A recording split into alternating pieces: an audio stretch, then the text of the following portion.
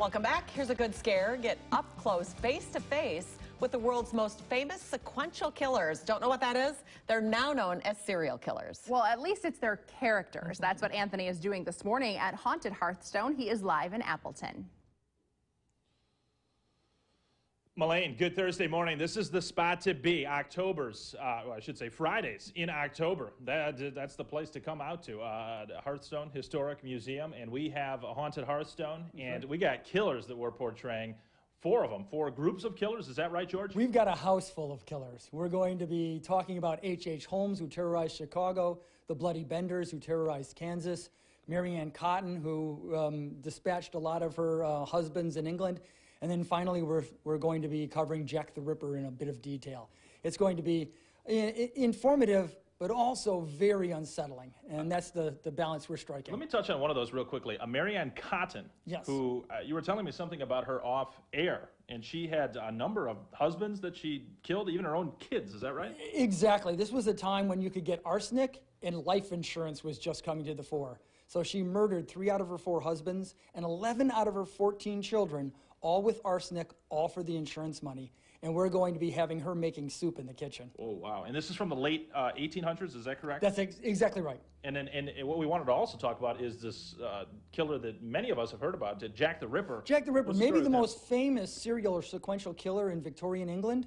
And so we want to finalize sort of our tour with Jack the Ripper, but we're focusing on a different aspect. Everybody's heard of Jack, but who really knows about the women who he terrorized? And so we want to focus on them and their stories because that's really very chilling and very gripping. That's right. And while we're talking, why don't we have Ryan, our photographer, start looking around the room. As you mentioned in the first segment, kind of symbolic of the time, of the era, this bunting up on top there. The black bunting, the mirrors being covered, the clocks were stopped, the portraits were turned over. There was a way of, really memorializing when someone passed to another realm.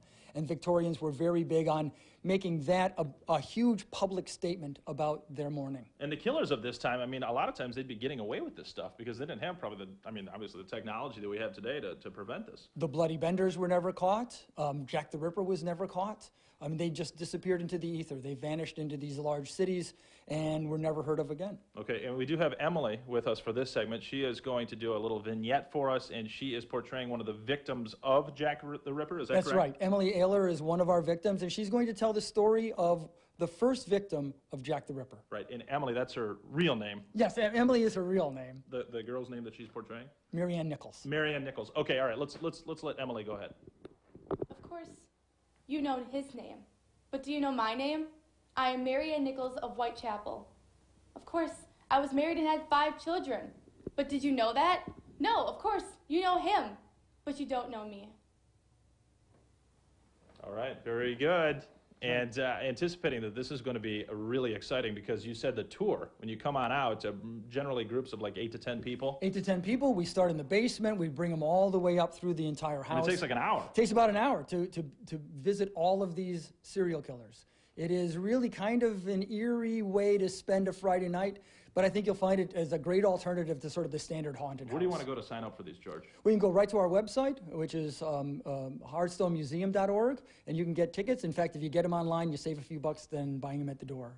All right, there you go. Hearthstone Historic House Museum in Appleton. Lisa and Melaine, it's Haunted Hearthstone. They do this every year, a different theme every year. So if you've been here in previous years, it's a whole new deal this go around, right, George? Whole new set of killers. All right, sounds good. Back to you guys in the studio. Wow.